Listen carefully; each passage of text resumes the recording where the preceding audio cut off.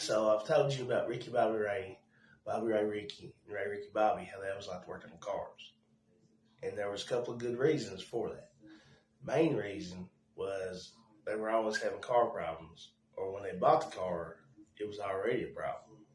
And number two was the county fair. And no, and the second reason was the county fair. And it wasn't, I know what you're thinking, it wasn't for the corn dogs or the funnel cakes. It was because our county fair had a mud run and crash up derby. And that was two things Ricky Bobby Ray Ricky, and Ray Ricky Bobby lived for. They took this so seriously, in fact, the 2 months leading up to the fair, that they would change their diets up. They cut out moon pies. They stopped frying their bologna. And it's the only 2 months a year they drink Bud Light. Because back in the country, where I'm from, Budweiser is still the king. They even converted their living room into a training center. So they made a replica roll cage out of PVC. And then they had got this old Xbox that they had the steering wheel, the shifter, and the gas pedal. And they put it in there.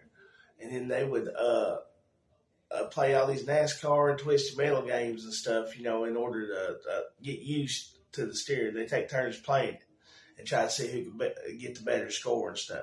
And they'd always had the volume turn cranked about 120. Like sometimes it's hard to sleep with me and Mom right down the road because we could even hear them as far away as they lived.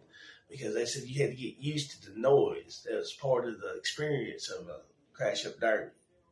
I don't know what it is about small towns. It seems like the smaller the town, the bigger the rivalry. So Ricky Bobby Ray Ricky, and Ray Ricky Bobby, their rivals were the Raven brothers. They say if you don't get along with someone, it's because you're too much alike. That was probably the case with the Raven boys, because there were three of them as well.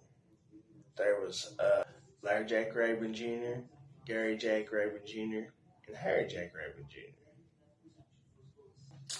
Now, while they was all named after Jack Raven, it was pretty obvious to most people in the county that those kids weren't biologically his.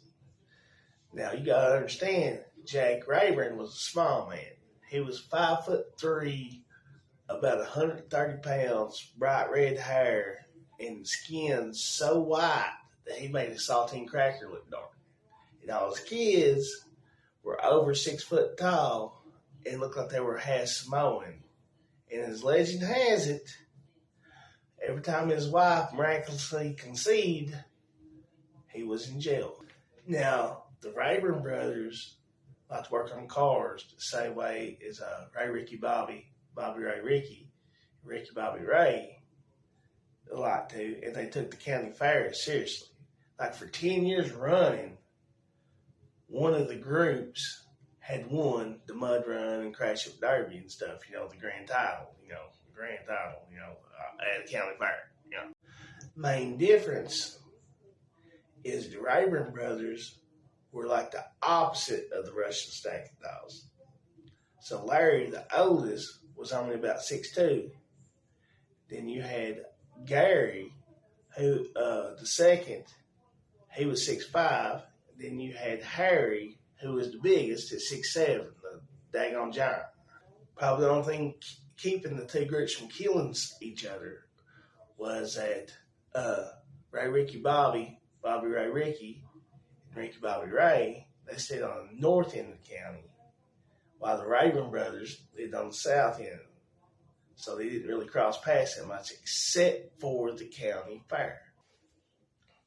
Now, before I go further, you got to understand, Ricky Bobby Ray and his cousins, they like to cheat.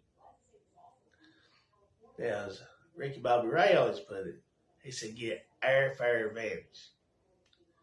Now, Ray Ricky Bobby, on the other hand, he put it how it probably actually is. He said, if you ain't cheating, are you even trying?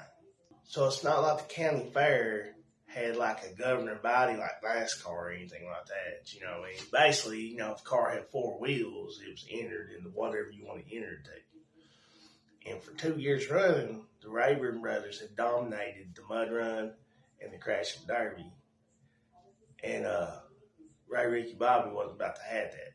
Or as he said, we're going to get them some bitches. So Ricky Bobby Ray, Bobby Ray Ricky, Ray Ricky Bobby had this old Jeep that didn't have good brakes, had bad brakes. I mean, had no brakes is what I had. And eventually blew it up, four-wheeling it, out in the mud. So they come up with the bright idea of swapping the motor out of a 1970 Monte Carlo that Ricky Bobby Ray's uncle had given to him. 1970 Monte Carlo, Ricky Bobby Ray's uncle had given to him before he died. Well, Ricky Bobby Ray's uncle was from Michigan, and so it had a bad axle because salt had rusted through it. And for those who don't know, 1970 Monte Carlo had a 454 big block in it.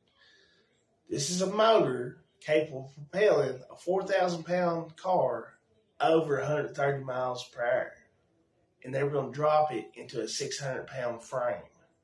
So they stripped this Jeep down to the frame.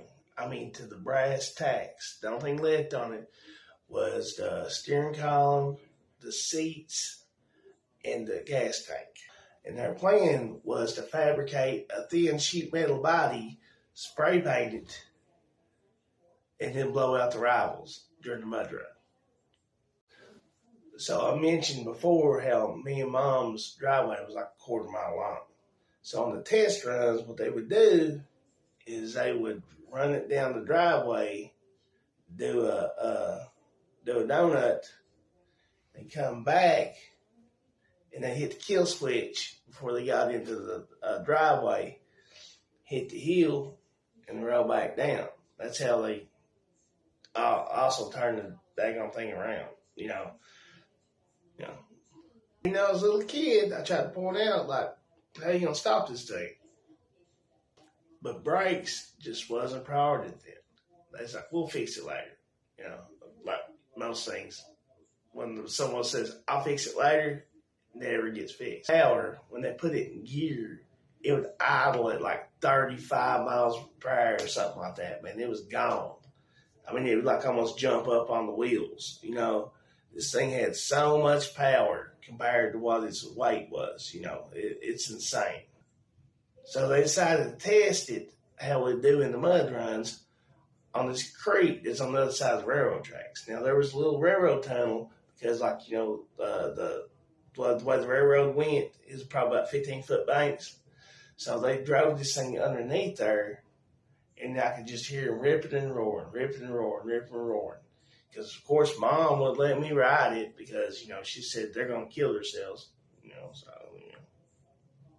So I'm about to go in for supper, and then I hear this god-awful roar, and I look up, and this death buggy comes flying over the railroad tracks like the General Lee on Red Bull, smashing into the woods. Me and Mom are freaked out. We're like, man, they're dead, or one or two of them is badly hurt or something. So we go flying down there. Then, Ricky Bobby Ray, Bobby Ray Ricky, Ray Ricky Bobby come pushing this thing, and I'm telling you, it's jacked. The wheels are all wonky, the radiator's busted, there's steam coming out of everything, and it's 1,000 wonders they didn't die. But there's an old saying where I'm from. It says, God looks after fools and drunks. And in this case, he did both. And I'm telling you, they mourned this thing for like 3 days because they knew that they was going to win the mud run that year if they had this thing.